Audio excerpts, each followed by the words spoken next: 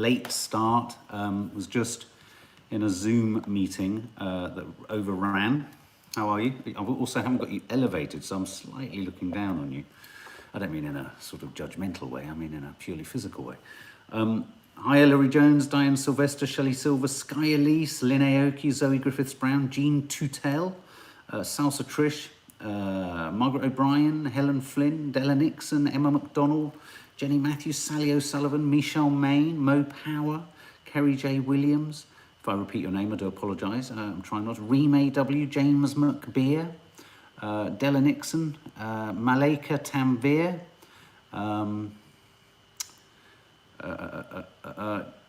sending hugs, says Zoe Griffiths, to Janine. Hi, Janine. I don't know what's been going on for you. Hi from my cats, Harry and Chloe, currently sat on my lap. She's very elusive, so this is very bold of her. Raspberry Mojito Girl, December 1982. Mandy Wilson, how are you, my darling? Hi, one and all. How are we all? Hope you're well. As I say, sorry for the delay, and obviously Nadia's at loose. It's what day is it? It's Thursday morning. It's Zoom day. It's clearly Zoom day. Is anyone still doing stuff by Zoom? It's the delay and the it's so annoying. Rachel FH, good morning. It's my last day at work today before starting maternity leave. You and Nadia are #mish by something or other. Looking glowing, Mark. Blimey, I think literally just looking radioactive, more like anything else. Morning, Mark. Jean McVicker with my lovely partner Shirley, who's going into surgery soon. Good luck, Shirley. Sending you all of our love. I'm zoomed out, Mark. Yeah, Caroline Faulkner, so am I. And I've got about 4 more later this afternoon.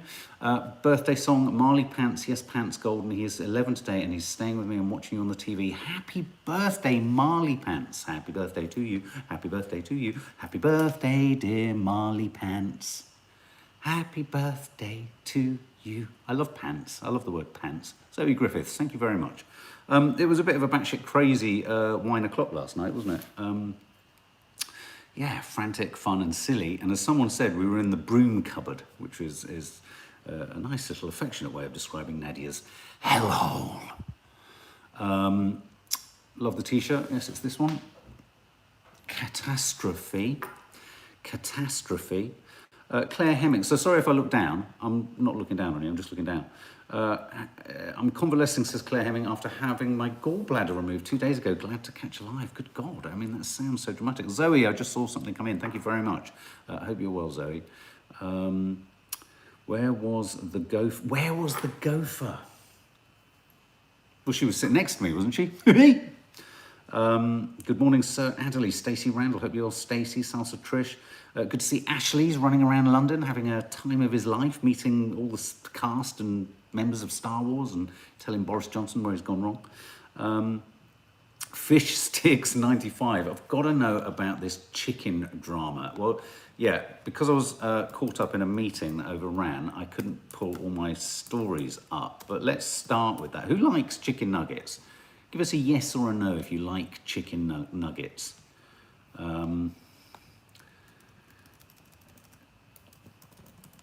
Anyone? Chicken? I used to love chicken nuggets. No, vast majority. Okay. Who'd have thought? Who doesn't like chicken nuggets? When Izzy was really young, I used to make her dinosaur chicken nuggets. So they were chicken nuggets shaped like dinosaurs. Does anyone remember those? And I pretended I'd made them. And then only many years later, when she was a teenager, she said, Dad, I saw those dinosaur chicken nuggets in the shop. You didn't make them. I was like, no, I was just joking. Mackie D's nuggets are the best Tracy gets. They were always in a Happy Meal, weren't they? Dino Bites, that's it, Fish Sticks. I see you clearly know your nuggets, don't you? Your chicken nuggets.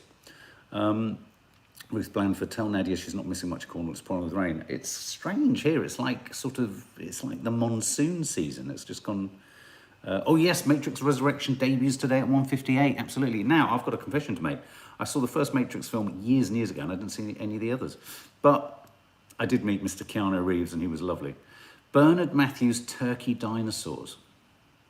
Wow. The chicken nugget. I mean, it's an underestimated thing, isn't it? Well, maybe it isn't. You'll love it. Maybe it's totally estimated, what I'm talking about. Is that Ashley I see there before me? Is Ashley in the room? The chippy where I go to have the best chicken nuggets. Yeah, there's a difference between a chicken nugget and then something being coated in sort of panko breadcrumbs. Good God, I suddenly sounded like Hugh Fearnley-Whittingstall. Did anyone notice how Hugh Fearnley-Whittingstall, when he was on a boat, go, "Hi, I'm Hugh Fearnley-Whittingstall and I'm getting fish"? He'd always state what he was doing, wouldn't he? "I'm Hugh Fearnley-Whittingstall and I'm entering my shop." Did anyone notice that? He hasn't been on telly for years. Love The Matrix and I love chicken nuggets. Jesus Christ then, Ruth Blandford, then today is made for you. Jenny Fay UK, Life of Maisie, love nuggets, mainly McDonald's. There's a shop near me called Oops, and it does surplus branded foods, and they do McDonald's nuggets, a bag of 70 for $2.99. But yeah, at McDonald's you pay nearly. Are they the actual nuggets that McDonald's use? Dare I ask? Malika Tanvir, it's my mum Stacey's birthday as well. Happy birthday, anyone celebrate. Happy birthday, Malika, to your mum Stacey. Can't get them in New Zealand, Jean McVicker. Really? You don't have chicken nuggets? Hi, Lior. Well, do you want the story? Do you want the story? Do you want the story? Do you want to hear what the chicken nugget story is? I've got a great chicken nugget. It is chicken nugget drama. You're not going to believe it. It's a mad, crazy, batshit crazy chicken nugget drama story. You want it? Yeah, Pauline Mulvey says yeah. Okay, so a human resources advisor in a company where presumably they have a canteen where they serve food, a human resources advisor within a company has just won a £5,000 payout after having a 3-nugget argument with the woman serving him. The world's gone batshit crazy. I'll give you a bit more, shall I put a bit more meat on the nugget? Yeah, Ellery Jones, you might well say WTF. An HR advisor has been awarded £5,000 after being sacked because he challenged a company dinner lady who gave him just 3 nuggets for lunch. Stephen Smith ordered 30, didn't order 30 chicken nuggets, he is 30. Ordered chicken nuggets, chips, beans and cheese. That's a good lunch, doesn't it? For lunch during a 12-hour shift at his company in September 2019. But a shocked Mr. Smith, so the receiver of the 3 nuggets, stormed off, telling an employment tribunal he was left feeling antagonised. And now, I don't know if he was antagonised by the nuggets or he felt antagonised by the dinner lady. He advised the dinner lady he was not a kid. Sounds a bit like 6 of one and half a dozen of the other to me, and forcefully pushed the box back at her. Well, I'm presuming it's her. Well, it's a dinner lady, adding, if I wanted a Happy Meal, I'd go to McDonald's. Okay? Stories gets madder. However, at an employment tribunal, so they went to an employment tribunal, it's a really hard word to say, has ruled in Mr. Smith's favour, saying, having carefully reflected upon this and considered the evidence, I have concluded that the respondent's investigation fell outside the range of responses open to a reasonable employer. It added that the company placed significant weight on the fact that Mr. Smith had been red-faced, making the dinner lady believe he was angry. The judge said that he had health issues, which is why his face... Now, okay, so let's just get a grip here. The company took him to court because he was red-faced, or fired him because he was red-faced and thus angry. But the defence was that he wasn't angry, he was red-faced due to a health condition.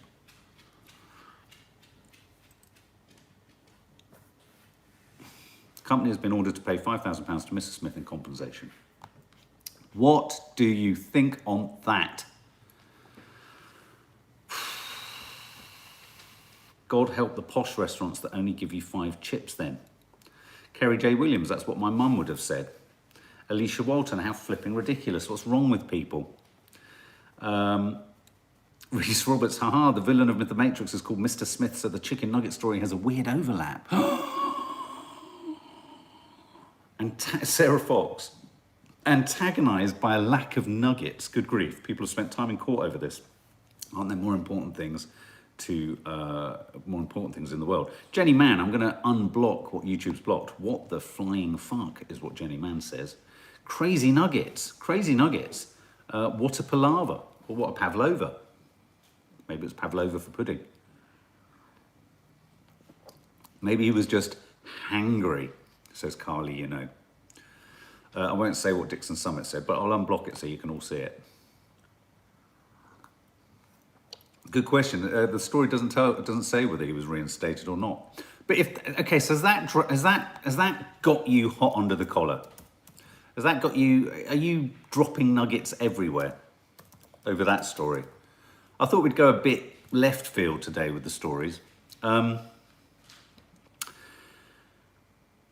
This is a weird one. This is a weird one. Okay, you ready? So stick with this. I want to know what you think of this, because is there actually a grey area? Is there a grey, you know, like in most things, people take that position or that position, but actually usually in life the truth lies somewhere in the middle. Hopscotch, who liked hopscotch? And were you a boy that played hopscotch, that did hopscotch? Now, I never did hopscotch because it was seen as the preserve of girls.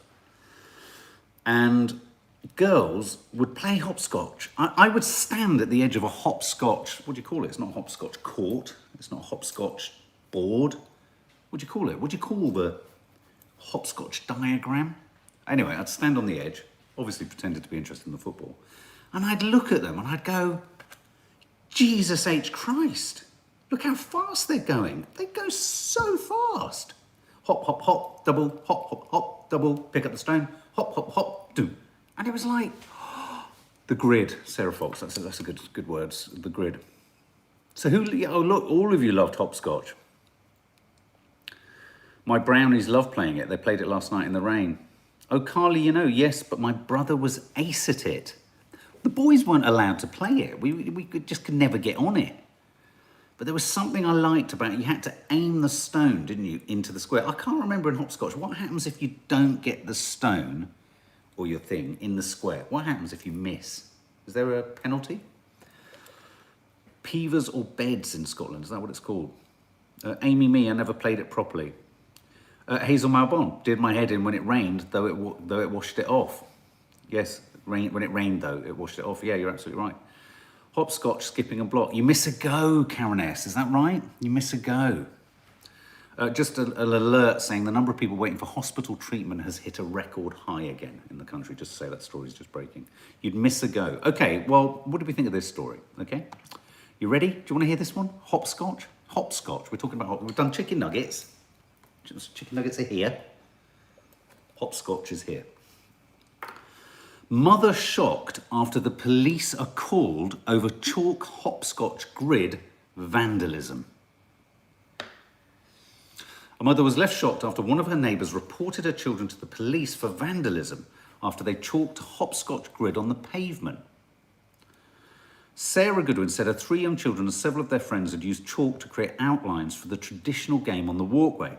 The markings later washed away, as you were suggesting quite clearly, but Sarah was stunned when the police and local housing were both called by an anonymous, unhappy neighbour complaining about the vandalism. What is wrong with that anonymous, unhappy neighbour? You have to have a heart that's so calcified and lacking in fun, and I hate the word fun, to disallow children from doing that. Offs, Pauline Mulvey. I presume that means, oh, flipping foolish shit. Grumpy Gits. Wasn't there a series on that? We did Neighbours from Hell. This feels like a Neighbours from Hell story, doesn't it? My children, she said, are 6, 9 and 13, plus their friends. Hopscotch tracks for scooters, drawing around themselves, and it completely washed away a few days later. Had complaints made about it to housing and police. I mean, that's so dramatic. Do you think there's any instance in which that was justified? Could there be in the grey area? So I did say at the beginning, is there a grey area? Could it be, perhaps? Okay, let's try and see it from the grumpy git. Maybe they're not a grumpy git. Well, there's definitely create-aholic, a waste of police time. Maybe these kids are incredibly annoying and loud and constant. and this was, I don't know, cloud cover. This was some kind of excuse to. Is there any? Can we justify it in that way at all? Do you think, or should kids be allowed to? I don't know. I mean, you think if they were making too much noise, they would have actually made a complaint about breaking the peace or disturbing the peace or whatever it was. Sophie J. Matilda, I use hopscotch as an analogy for my students. Some people go in a straight line, traditional route, but maybe shouldn't be a traditional route. What do you think, Sophie? Towards what they want, and others dip their toes into different things in all directions. What are you, a toe dipper or a direct router? Discuss. What's definition by coffee? So there you go, nuggets and hopscotch. Who thought it? Who'd have thunk it? The strange rarefied world of Britain. Chicken nuggets and hopscotch. Ashley's laughing his head off. Something else is going on, definitely creatorholic. Do you think? Our kids are not allowed to have fun. Direct always, says Shelley Silver. There's a bit of a delay going on here. No excuses, just miserable bar stewards, I say. I'm a dib-dab, says Nicola S. Okay, no. Dib-dab. I love hearing kids have fun, says Maureen. Are you a dib-dabber or are you a straight down the line? Are you a shooting between the eyes kind of person or a go round the houses? Hopscotch versus computers, Genia McVicker. Stacey Randall, totally off topic, but Nanny Di confusing Leonardo DiCaprio with Ricky Gervais was so funny. Yeah, if you haven't seen it, there is a trailer reaction from last night for Don't Look Up, which is a new comedy starring Leonardo DiCaprio and Jennifer Lawrence. Timothy Chalamet's in there too, but there is a very funny moment at the front. It's a trailer. It is very funny. Go and check it out. Hazel Malbon, I'm definitely a straight shooter. I'm also a straight shooper. I love a game of rounders, Sally O'Sullivan. My problem with rounders was I've always been into American things, and I always wanted it to kind of become a game of baseball. Rounders seemed like such a British version of baseball, didn't it? A bit more polite, people queuing, people sort of standing, often using, I don't know, sort of really lightweight balls so that no one got hurt. I always prefer baseball where you smack it out of the ballpark. I loved French skipping. What was French skipping? What was it? Was that the big one rather than was that where two people would? God, these games are so weird. So two girls they'd be singing something and be jumping, and then they'd dip out, and then someone, and then they'd dip out, and what the hell? God, it really hurt my head. Rubber bands, yeah. I think we discussed this, didn't we? Those funny things that. So there you go, hopscotch vandalism. Now, what about this? Do you want dangerous posters, as in posters stuck on the wall? Do you want dangerous posters? Oh, that's old toffs there. Slim Kim, North Korea hosts secretive midnight military parade but keeps its ballistic missiles hidden. Has Kim Jong-un lost weight? I think he might have. Oh, that's a good conflation, isn't it? Kim and Kim. Should we talk about posters? We've done hopscotch. We've done nuggets. Let's do posters. Well, this is there's a more sinister thing behind this story. I couldn't quite believe this. What's that? I'm so excited, says Sophie R, about seeing the French Dispatch. I am too. We're definitely going to be reviewing that. I am too. Haley Edwards, I do remember. Bangers, the cat things wrapped up in white paper, and you throw them on the floor and they bang. They were so cool. Okay. What sort do you mean, Mark? Posters? I mean posters that sort of like on the underground, or posters that are stuck to things, with kind of wallpaper glue. My mum used to get me to do them around Paddington, the back streets of Paddington, when she had a feminist march. She'd go, chuck me out the car in a balaclava, I'd stick them on the wall. Yeah, that was me. I was like a little, I don't know, I don't want to use the word terrorist because that's not particularly nice. Yeah, posters, like bedroom posters, like movie posters, posters. Anyway, this is the story, right? This is the story. Sick anti-vaxxers have been concealing razor blades behind propaganda at COVID jab sites. So health workers across England have been given an urgent safety alert after staff began getting cut and injured. Now imagine this. So look, you get you get a poster, and as you do that, there's a razor blade behind it. What sick fuck does that? Anti-vaxx extremists are concealing razor blades behind them. The cranks have hidden blades behind anti-jab and anti-mask misinformation near a number of vaccine sites. As I say, health workers have been warned to take care. We wanted to ensure that this message is cascaded out to all of your sites urgently to avoid staff being hurt. But there's a couple of photos here. Look, last month a woman had her hand sliced open while removing a COVID anti-mask poster that had a razor attached in Cardiff. What is going on? I've not seen you all say WTF quite as much as you have this morning. That's why I thought I chose these 3 stories. Isn't it horrible? Isn't it just so snide and underhand? Oh, the woman who gave her pneumonia is Layla, who had her finger done in Cardiff, sought treatment and got tested for HIV because she was worried that it was contaminated, and then posted, "I'd love to know which F-wit decides to put razor blades behind stickers." Now, I'm sure a lot of anti-vaxxers would say that's just an extreme few. But it just, once again, utter disbelief, Reese, utter disbelief. It's just utter disbelief. But doesn't it make your fingers go funny?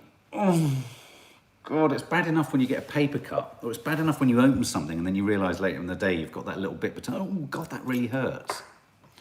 Fuckwit, it's a good one, isn't it, Zoe Griffiths? Oh, it's just unbelievable. Hey, guys, hit the like button below. Hit the little thumbs up icon, the little like button just below. If you're enjoying nuggets or you're shocked by nuggets, posters, and hopscotch vandalism. No one else gives you that. Ellen, any nice news? I kind of thought the hopscotch one was kind of fun. Nice news? You know what? Nice stuff doesn't make the news. But I'm sure I'll find something whilst we're on it. I just wanted to ask you a quick question.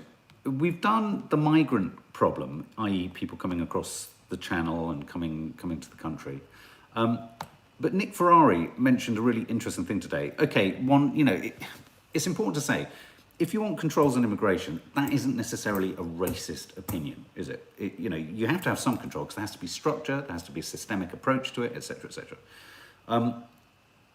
How many you let in, that's a moot point. What conditions they live in, and you house them in. Like, I personally don't agree with sending them all to Rwanda and putting them in a sort of camp. But here's the thing, and I just wanted to know what you think. PRITI's pushing back, and she's saying that essentially we should just turn away migrant boats at sea, i.e. float out, sail out to them and go, stop, head back. And maybe escort them back. But what do you do? Apparently there's a thing, which Nick Ferrari was talking about, where a number of migrants on boats will then just throw themselves in the water. Presumably you are duty-bound by international law to save them. Remade W, head back where precisely? Back to Calais? Or back,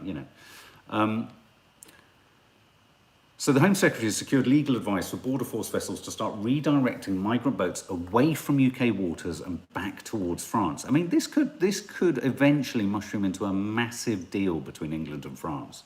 I mean, it really could. Who should be responsible for what?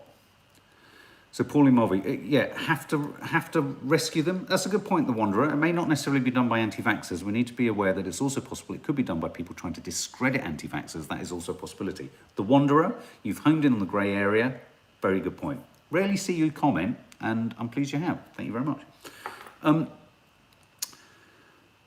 So, what are your thoughts? I mean, apparently it's, when I say a strategy, you could say it's an act of absolute desperation. The worry is they know that the boat could be turned round, but what if someone throws themselves in? What do you do? What do you do as a country? What if everyone, and what if you start rescuing them and then everyone comes onto this and everyone starts throwing themselves in? On a humanitarian basis, you're going to have to keep rescuing them. But even if you were to go with the worst plan, which is a camp in Rwanda for everyone, could we not end up in a situation where more and more people just keep coming in, you keep putting more and more people to the point that Rwanda can't cope? or we can't cope with maintaining them around. And then where do they all go? Creatorholic, why do they not stop and settle in safe countries? Why risk their life? Well, I mean, I think that's a strong point that a lot of people in the UK are saying, that we have a more favourable social care system and all that kind of stuff. Again, I mean, one, it's easy, unless one's walked in someone else's shoes, you know, maybe other countries are, I don't know, maybe they are just nudging them up the planet, saying, go that way, can't stay here, go up there. In which case, at that point, yeah, you know, it's difficult, isn't it? Because on the one hand, it's about intent and it's about tone, and I think we've said that a lot on this channel through lockdown. It's about tone, isn't it?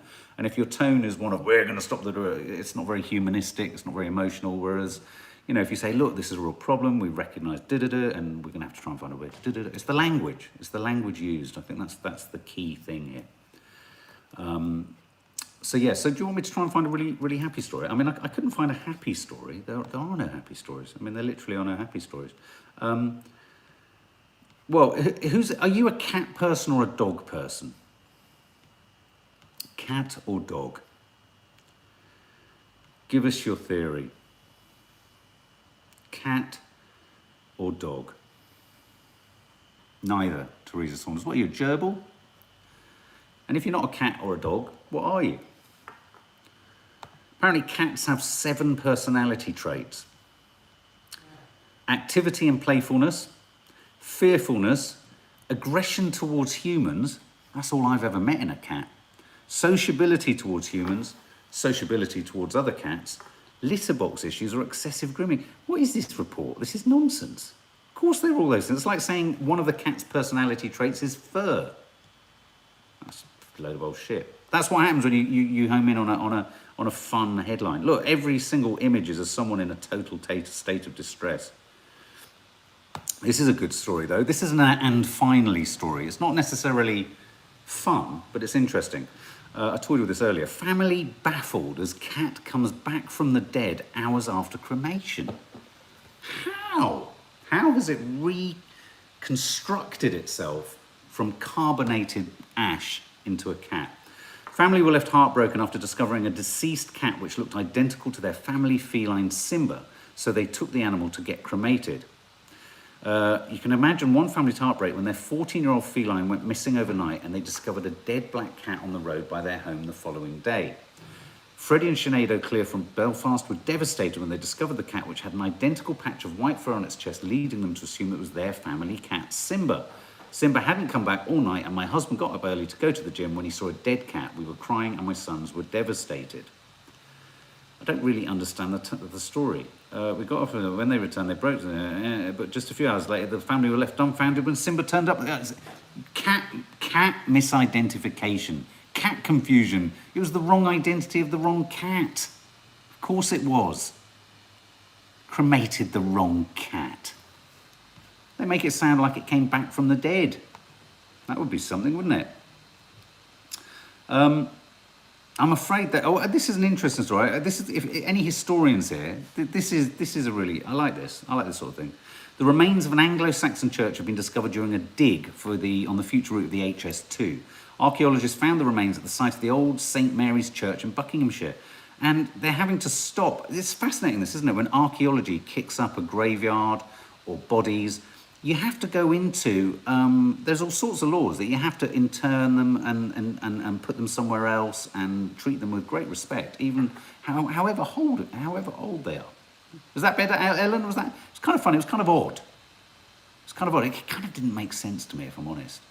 What's that? From your wine o'clock, we have a free dimension number paid by the Commonwealth. Oh, Gemma Johnson. I'm not sure I understand what you're saying there, but it must be good, I guess. I'm afraid that's it. I'm desperately looking for fun, and there is no fun, other than Sarah Ferguson is looking after and standing by Prince Andrew. Tony Robinson is a legend on Time Team, isn't he? Look, guys, have a lovely day. If you're neither a cat nor a dog person, let us know below what you are. Hit the like button if you've enjoyed it. We're recording Confessions of a Modern Parent tomorrow morning. It will go up at the weekend. It's about how do you steer a child through anxiety in this modern world. Anxiety, a huge problem for many adults, let alone kids. Big group hug, stay safe, and Ashley, good man, yeah, get it. Yeah, if you subscribe, if you haven't subscribed, get notifications. There's more movie reviews going up. I think there's a Green-Figured Hell landing very soon as well. They've been on a back burner, and they're coming back. Even though the season is nearly over, we're going to carry on with Green-Figured Hell through the winter, even if it kills me. Lots of love, guys. Have a lovely day. Bye!